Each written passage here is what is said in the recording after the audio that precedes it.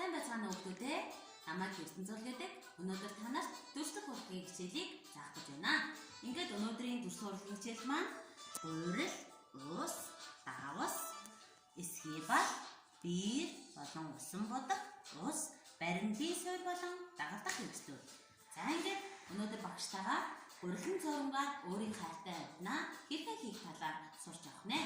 За багш нь гурилын цорингаар хэрхэн хийх талаар зааж өгье. За энэ гурилынхаа савнд 2 хатаг гурилаа багш нь хийлээ. За багшийн гар том учраас 2 хатаг гурил, та нарын гар жижигхэн учраас 4 хатаг гурилаар энэхүү зургаа хийлээрээ. За давсыг амны халбаар, жижиг амны халбаар нэгийг хийлээ. За ингээд гурилаа давстайгаа нас сайтар холино. За ингээд аав ээжийнхээ тусламжтайгаар гурилаа зурнаа.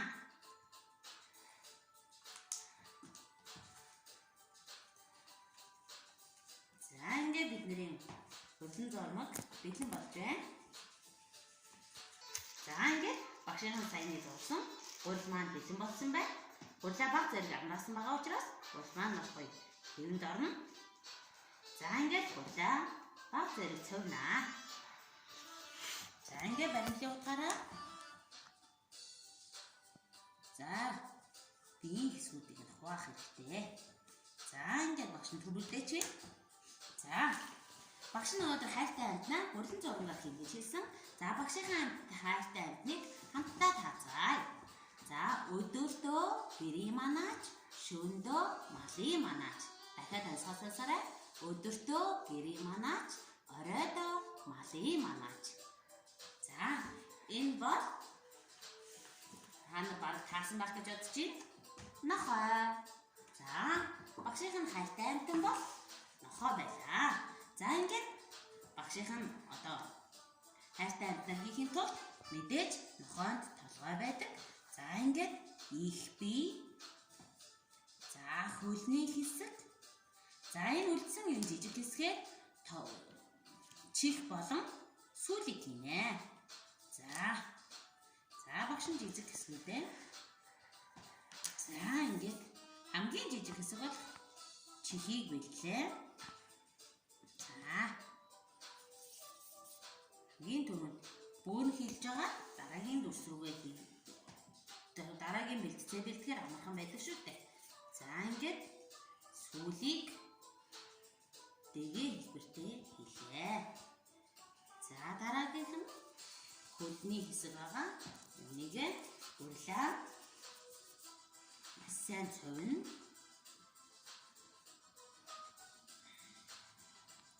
За ингээд цовсон хэсгээ голоор нь нэг хуваагаад. За 2 хуваа хэсэг болсон. Дахиад дундуур нь нэг хуваа. За ингээд 4 ижил хэмжээтэй хөлний хэсэг. За толгойн хэсгийг өөр хийлээд. За баг зэргийн хэлбэр дагуулаад бэлтгэе. За их биений хэсгийг мөн маш сайн өөр хийлж гурилаа эвэнд оруулж байгаа. Баг зэргийн 100 дугаар хэлбэртэй боллоо. За одоо ингээд багш нь шүдэнцний мод бэлдсэн байгаа. Шүдэнцний модороо бие болон толгойн хэсгээ холбоно. За ингээд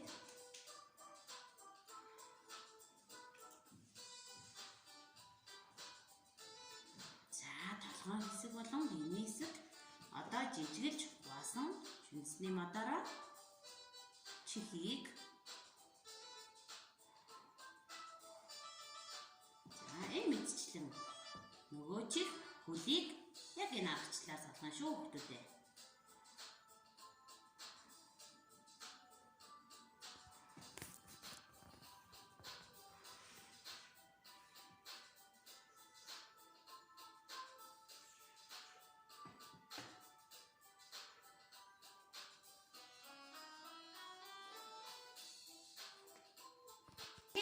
Хамгийн сүүлийг тогтоолоо. Одоо багш нь усан булгаа ашиглаад нохоогоо дуулнаа. За гурилын зураг нь удаан хатдаг учраас та нар маш боломжтой байсан хэрэгтэй шүү хүүхдүүдээ.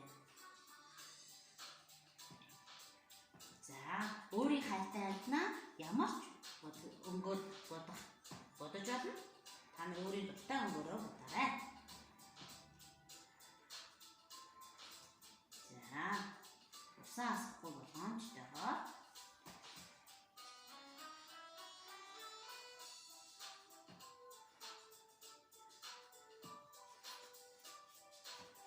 за бидний нохоо баг бэлэн болж байна.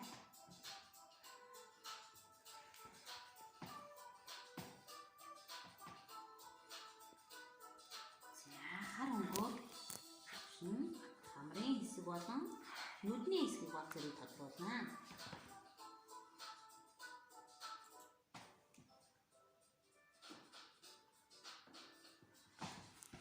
За ингээд будаа дууслаа. За чи. За ингээд будгыг хатах хооронд багштайгаа бууд 2 футаас цаас ашиглаад бяцхан тоглоомын дэлхийг хийнэ. За энэ ба багш нь тод харагдах болов гэд 2 хар болон хүрэн өнгийн эсгийг багыг ашиглаж байна. За 2 хартаа яг ижилхэн бариад за ямар ч зураас зурж болно. Томтуудын тусламжийг бас авч болно шүү. За ингээд зурчих юм. За цаасаа хөдлөхгүй байхад анхаараарай. За одоо ингээд энэ тоглоомоо яаж тоглох вэ гэхлээр за багш нь эхлэх цэгийг зурчих.